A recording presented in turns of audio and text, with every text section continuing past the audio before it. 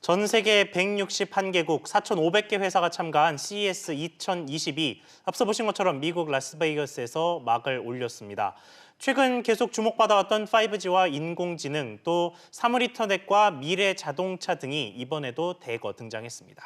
앞으로 세계 경제 지형 변화를 이끌어갈 중요한 이슈가 인공지능인 만큼 이번 행사에서는 진화한 기술을 기반으로 한 청사진에 이목이 집중되고 있습니다. 자세한 내용 이효훈 IT 칼럼니스트 모시고 이야기 나눠보겠습니다. 안녕하세요. 안녕하세요. 안녕하십니까. 네. 먼저 올해 CES의 슬로건을 보니까 삶의 일부로 파고든 AI 이거더라고요. 예. 그래서 우선 이 인공지능 기술이라는 게 우리 삶에 얼마나 가까이 다가와 있는 겁니까? 실질적으로 지금 인공지능 기술이라고 하니까 뭐 굉장히 어렵게 생각하시는 분들도 계실 것 같은데요. 이미 많이 쓰고 계십니다. 네. 대표적인 게 저희가 그러니까 인공지능 스피커에다가 음성으로 얘기하고 음성으로 답을 받고 이런 것들 하나하나가 다 인공지능이고요. 그밖에 뭐 이메일에서 스팸 메일을 걸러준다거나 네. 아니면 카메라로 찍을 때 요즘 뭐 토끼 귀 같은 거 많이 붙이시잖아요. 예, 얼굴을 이렇게, 자동으로 찾아서. 이렇게 붙여주는 것도 인공지능 기술입니다. 이런 식으로 인공지능 기술은 이미 일상생활에서 널리 쓰이고 있다라고 보셔도 될 것 같습니다. 네, 그럼 우리나라의 경우 세계적으로 봤을 때 이 인공지능 기술 수준이 어느 정도나 됩니까? 아쉽지만 높은 편은 아닙니다. 그러니까 다른 뭐 161개국 중에서는 상위 탑 10에는 포함이 되는데요. 미국이랑 이제 비교를 해봤을 때 약 80% 정도, 한 2년 정도 뒤처졌다라고 지금 얘기를 하고 있습니다. 그래서 보면은 일단 최근 들어와서 특허 건수나 이런 걸 내는 건 굉장히 늘었는데 전 세계 한 100대 AI 기업 중에 한국 기업은 이제 하나도 없는 좀 그런 상황이고요. 네. 이게 잘 알고 보면은 이게 그동안 저희가 몇 번 이 인공지능 붐이 몇십 년 동안 있었거든요. 근데 중간에 이 붐이 일 때 한 붐이 일다가 이제 꺼지면서 네. 이제 사람들이 실망하고 다 떠나버린 바람에 이 기초과학을 계속 연구했던 사람들이 별로 없었습니다. 근데 이 기초과학을 유지했던 미국 같은 경우에는 지금까지 이제 인공지능 관련된 인력들을 많이 배출하고 있는 거고요. 이러지 못했던 쪽은 지금 이제 인공지능을 개발할 인력을 당장 키워야만 되는 그런 상황이 돼버린 거죠.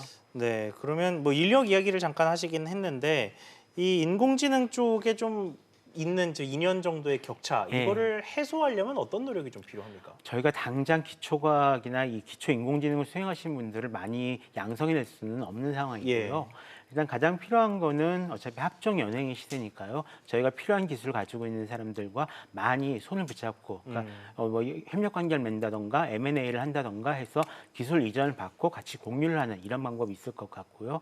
그와 동시에 저희들이 굉장히 강력하게 힘을 가지고 있는 분야가 역시 반도체 아니겠습니까? 근데 인공지능이 쓰이려면 이 반도체의 파워가 반드시 결합이 되어야만 됩니다. 인공지능이 굉장히 컴퓨팅 파워가 좀 많이 쓰이는 그런 분야거든요. 그래서 이 인공지능이 쓸 수 있는 반도체 어떤 기술을 빨리 어떤 고급스럽게 만들어내는 이런 방법도 있을 것 같습니다. 네, 그러면 이제 CES 이야기를 본격적으로 시작해 보겠습니다. 먼저 삼성전자부터 보면 앞선 보도에 나온 것처럼 예. 공 모양의 로봇이 공개가 됐는데요. 이게 어떤 의미를 가지고 있는 건가요?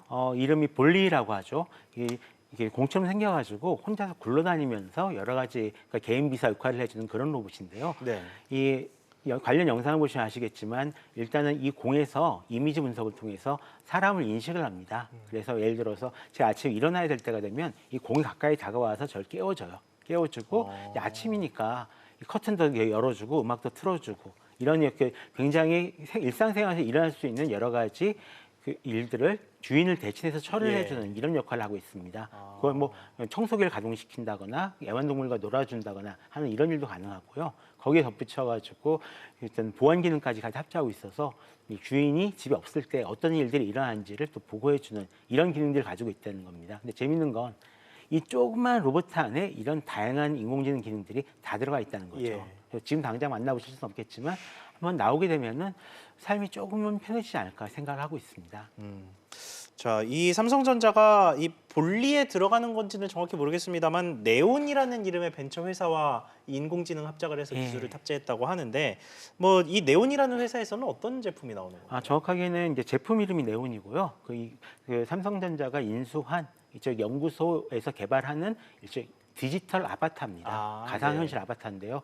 예를 들자면 그러니까 정말로 사람과 똑같이 생긴 그런 아바타예요. 그러니까 저희는 너무 초현실적이다라고 부르는데 네. 보시면 그 영상을 보시면 아시겠지만 실제 인간과 구별 안 되는 사람을 창조를 해냈습니다. 그리고 단순히 외모만 비슷한 게 아니라 사람과 얘기를 할 때 실시간으로 마치 앞에서 사람이 얘기하는 것처럼 예. 이제 대화를 할 수 있고 어떤 일을 수행할 수 있는 그런 기능을 갖출 예정이다라고 합니다. 뭐 이번에 발표된 내용만 보면은 아직까지 정말로 거기까지 갈 수 있을지는 알 수가 없는데요. 정말로 이런 아바타가 제대로 나올 경우에는 정말 이런 아바타를 기용을 해서 영화를 찍는다거나 아니면 지금처럼 뉴스를 어떤 방송한다거나 하는 이런 일까지 이제 가능해지는 그런 시대의 문을 살짝 열었다고 볼 수 있는 거겠죠. 네, LG 이야기도 한번 해보겠습니다. LG에서는 인공지능 4단계 로드맵이라는 걸 발표했는데 이게 무엇입니까?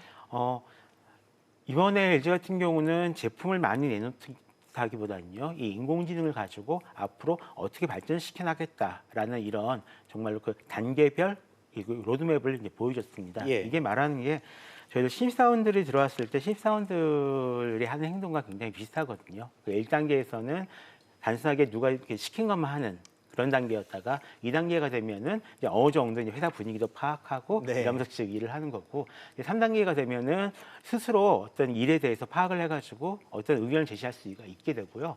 마지막에 스스로 이제 사업을 기획해서 뭐 직접 그 업무를 수행한다 하는 그런 단계인데요. 인공지능 역시 그와 비슷한 단계로 발전할 수 있다는 겁니다. 이게 작년까지만 해도 이 인공지능이 나왔을 때 인공지능이 우리를 대신해서 모든 이 사물 인터넷을 스마트홈을 관리를 해줄 거다 이렇게 얘기를 했었거든요. 근데 정말로 그렇게 시켜봤더니 사람들 입장에서는 너무 어려웠던 거예요. 명령을 다 외워야 되고 뭐 하고 이러니까 이렇게 했더니 오히려 제품이 안 팔리더라. 그러면 차라리 차근차근 인공지능의 한계를 인정하고 거기서부터 정말로 사람들에게 필요한 기능을 추가하면서 만들겠다 이런 전략을 보여줬다라고 보시면 될 것 같습니다.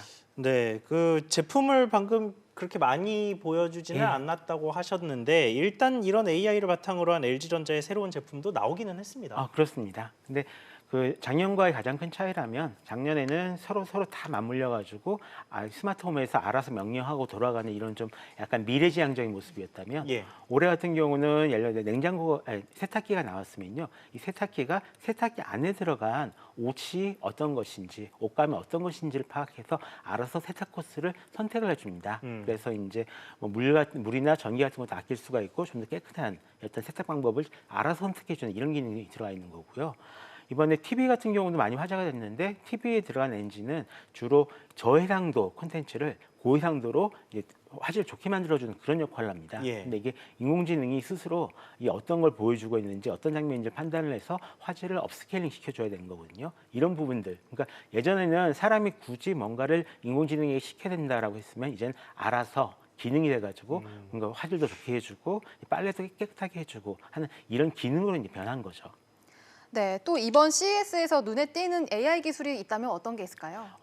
굉장히 많은 기술이 나왔는데요. 실질적으로 거의 모든 제품에 인공지능이 들어갔다라고 생각해 주셔도 괜찮을 것 같은데 가장 눈에 띄는 거라면 아무래도 여성분들한테는 이제 스마트 거울 같은 게 있습니다. 이 거울을 보면서 화장을 할 때 이 거울이 내 피부 상태나 피부 색깔을 체크를 해가지고요. 이럴 때는 이런 화장품을 쓰는 게 낫다. 이런 색조를 해보는 게 어떻겠냐. 어드바이스를 해주게 됩니다. 이런 어드바이스를 해주는 스마트 거울 이번에 선보였고요. 그리고 또 하나는 이 사람 동공을 체크를 해가지고 심장 상태를 확인해 줄 수 있는 이런 기술도 이번에 선보였습니다. 네. 그뿐만 아니라 좀 그 서비스용 로봇들, 좀 개인용 로봇들도 많이 선보이는데요. 올해부터 이제 팔고 있는 러봇이라는 애완용 로봇이 있습니다. 네. 같은 경우는 이 로봇이 알아서 돌아다니면서 제가 가만히 있어도 와서 말을 걸고 안아달라고 하고요. 또 이제 안아주면은 애가 자요. 또 이 로봇이 체온도 있거든요. 예. 그러니까 이런 식으로 그 사람을 위로해주는 아무것도 하지 않는 사람을 위로해주는 이런 개인용 로봇부터 비롯해가지고 아까 보셨던 것처럼 음식을 만들어준다거나 네. 배달을 한다거나 하는 이런 개인용 로봇들까지 굉장히 재밌는 제품이 많이 나왔습니다. 가장 재밌던 제품이라면 이번에 새로 선보인 그 차량용 선바이저가 아닐까 싶은데요. 네. 그 같은 경우는 선바이저인데 굉장히 투명한 모습입니다. 예. 그리고 그 안에 여러 가지 격자가 지어 있는데 이 사람 눈에서 그 그림자가 비치는 부분만 딱 그 두 개가 까맣게 변하도록 돼 있어요. 그러니까 계속 이 햇빛이 변할 때마다 이게 예. 움직이면서 이 사람 눈 부분만 이 바이저가 막고요. 나머지 부분은 계속 그 앞 유리창을 볼 수 있도록 인공지능이 알아서 처리를 해주는 거죠. 앞으로도 인공지능은 이렇게 너무 이제 어렵거나 복잡한 기술이 아니라 사람에게 필요한 부분들을 알아서 처리해 주는 쪽으로 좀 진화하지 않을까. 그런 걸 보여주는 기술이 아닐까 생각을 하고 있습니다. 네, 알겠습니다. 오늘은 이효훈 IT 칼럼니스트 모시고 2020 CES 인공지능을 중심으로 살펴봤습니다. 오늘 말씀 감사드립니다. 감사합니다.